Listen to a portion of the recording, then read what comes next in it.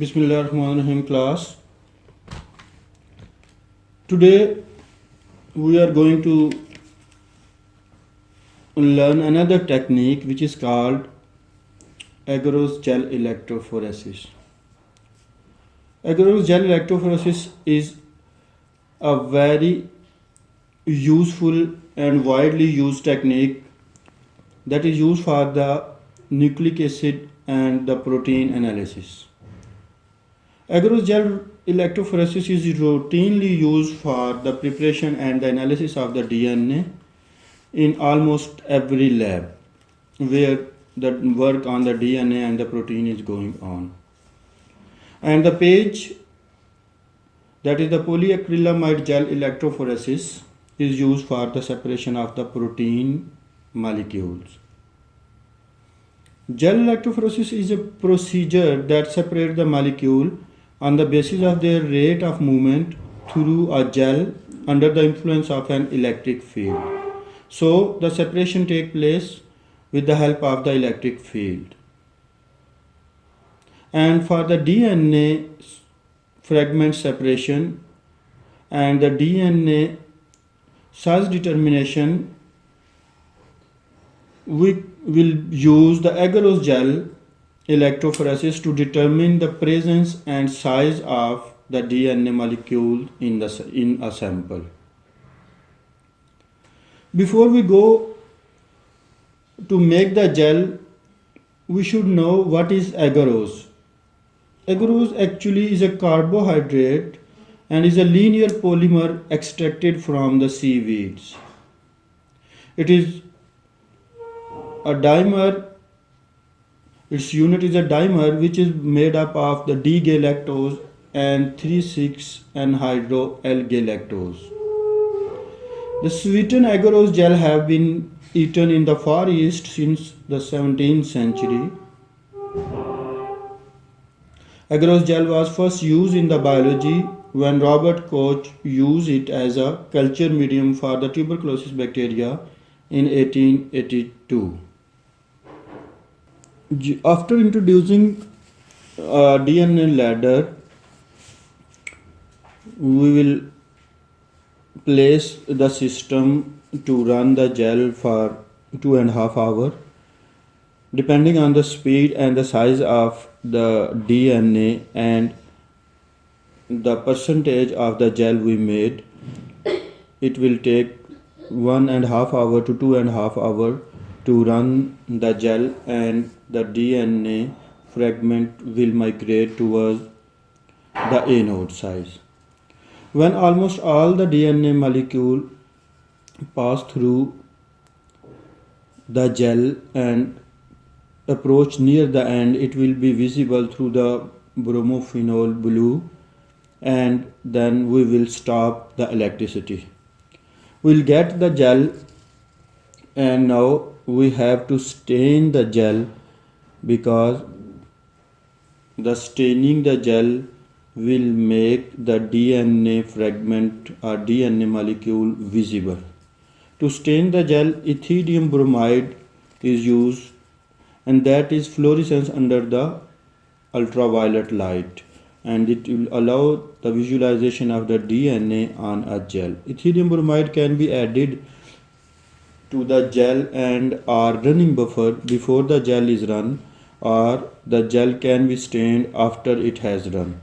So there are two methods to put the ethidium bromide: before the gel going to make, and at the running buffer we can put it in the running buffer. But be cautious, ethidium bromide is powerful mutagen and is moderately toxic. Gloves should be worn at all the time to work with the ethidium bromide. And there are also some safer alternative to the ethidium bromide, that are the methylene blue, Biorad BioSafe DNA stain, Words and DNA stain, Quick View DNA stain, which have the advantages of inexpensive, less toxic, and no use of ultraviolet lights and no hazardous waste disposal. But there are some disadvantages as well. They are less sensitive, they need more DNA on the gel, and they need the longer staining and the destaining.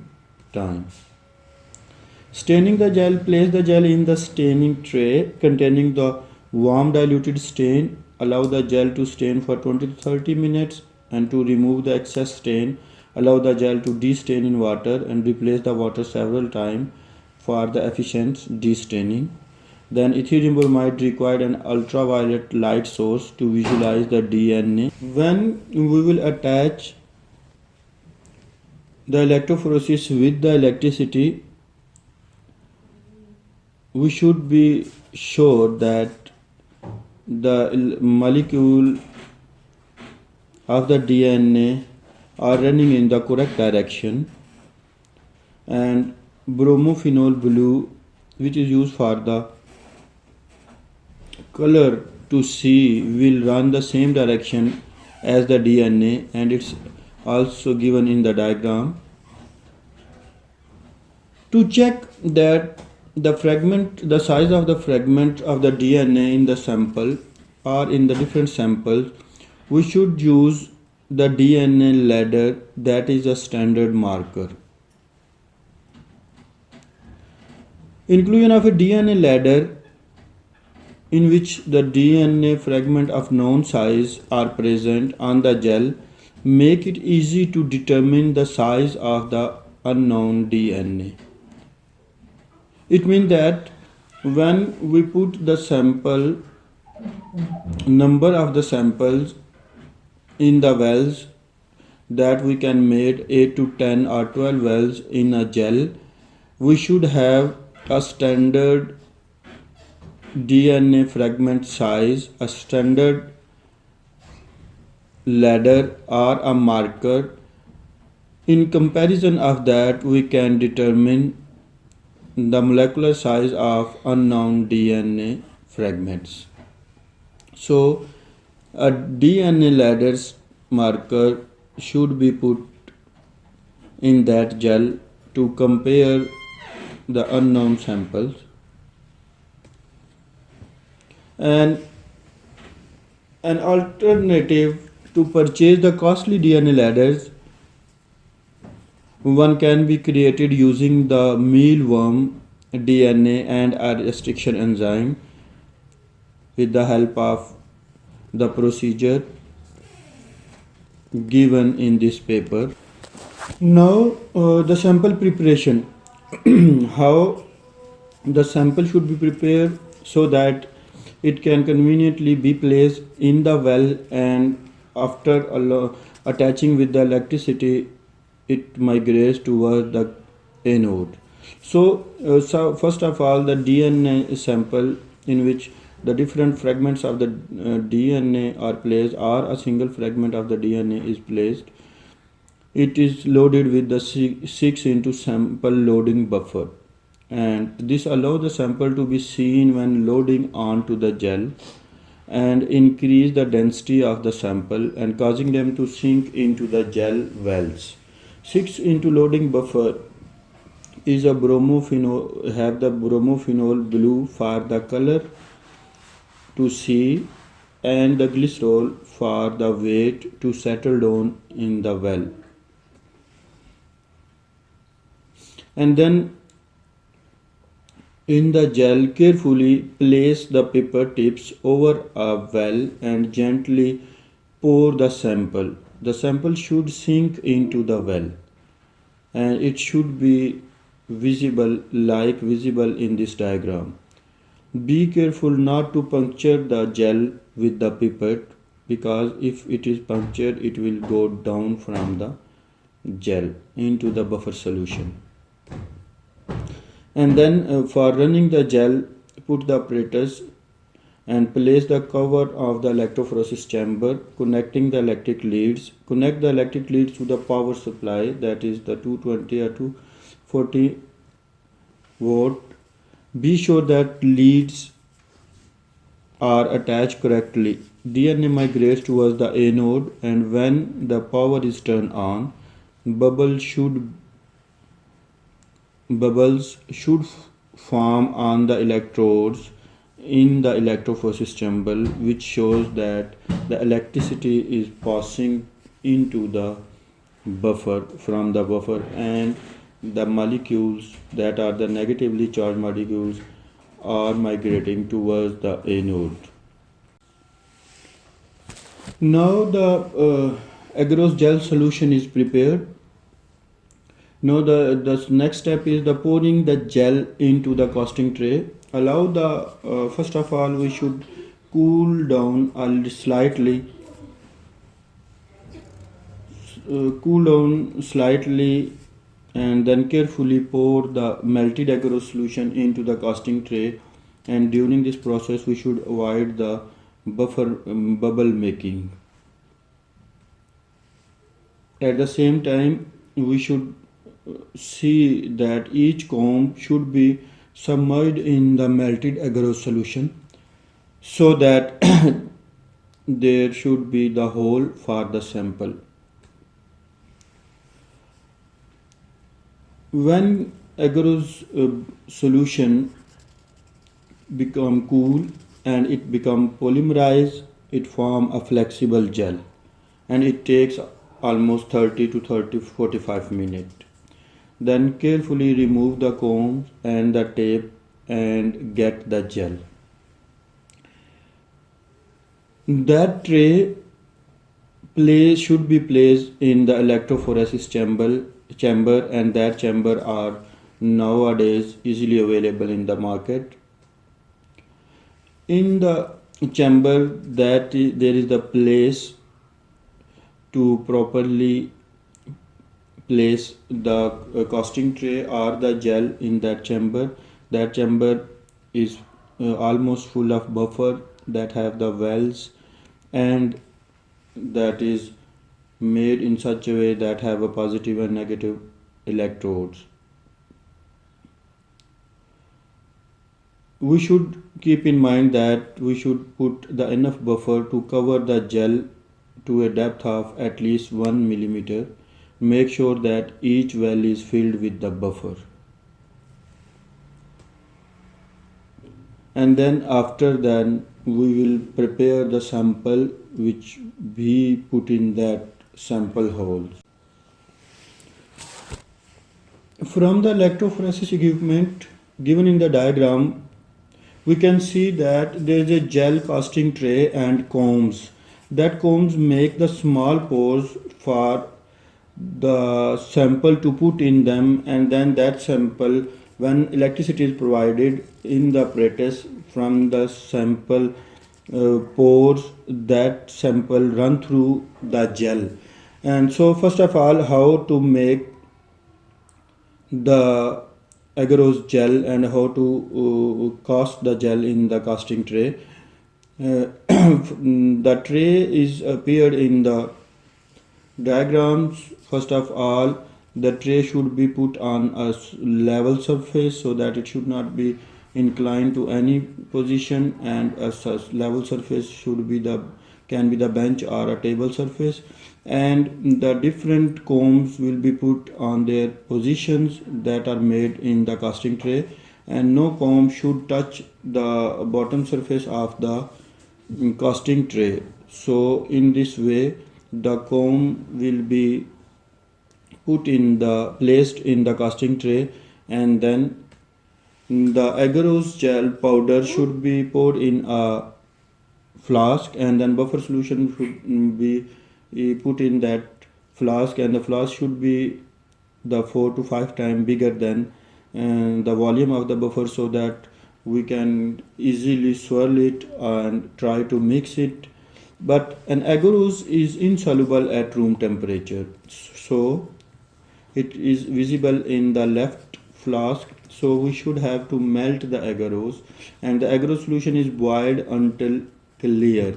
When you will slowly boil the agarose solution, agarose powder, and it become a transparent clear solution. When it will become transparent clear solution, then we can remove it from the boiling. But be careful, the superheated boiling violently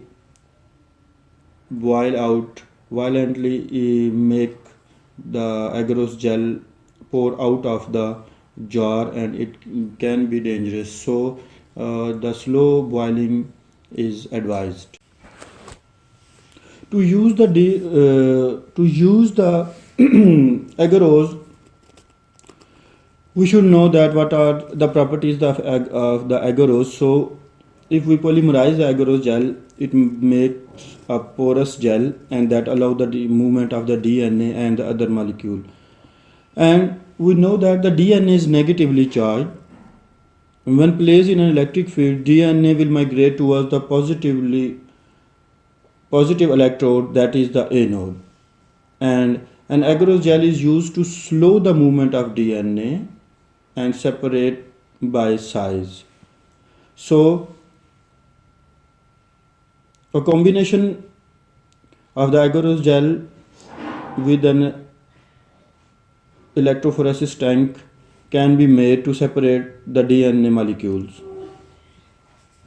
We should know that how fast will the DNA migrate. Strength of electric field, buffer, density of agarose gel, and size of the DNA will determine that how fast it will move within the gel. Small DNA move faster than the large DNA. Gel electrophoresis separate the DNA according to their size. Within an agarose gel, linear DNA migrates inversely proportional to the log 10 of their molecular weight. So now we know that some of the properties of the DNA and much of the properties of the agarose. So we must know that how to make an agarose gel. An agarose gel can be prepared. An agarose gel is prepared by combining the agarose powder and a buffer solution. The agarose flask for boiling, when put it in the buffer solution, it become a thick liquid, and when we will put it on a mold. After a few minutes, it become a gel. And the electrophoresis equipment needs a power supply, a gel tank, and a casting tray, and a casting comb for the samples, and electric leads. Bismillahirrahmanirrahim, class.